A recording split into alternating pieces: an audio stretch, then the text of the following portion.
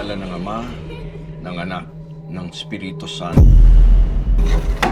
Maaari ka na magbahagi, Iya. May isang babae sa palengke.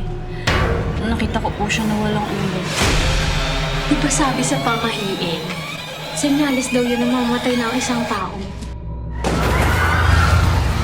Hoy! Tigil nga kayo.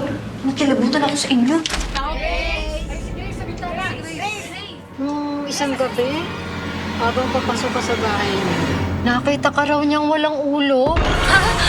Ang sabi daw, dapat pag mga ganyan, sinasampal mo yung tao. O kaya bigyan mo ng babala.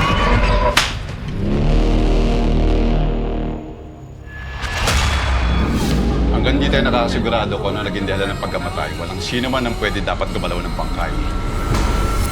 Kailangan ng mga tao ang tulong mo. Paano kung yung bagay na meron ako ay kapalit pala? Nang makarating sa akin ang mga usap-usapan sa lungsod, alam ko na ito ay isang nakakapangilabot na sumpa.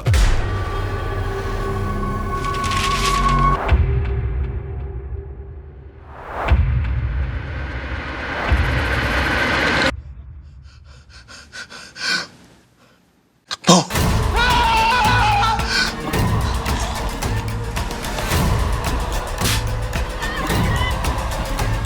Ilan ba ba ang kailangan mamatay para magising ka sa katotohanan ng parte ka ng problema nito? Tigil ka! Ang kamatayan ng isa ay mas maigi sa kamatayan ng nakakakamit.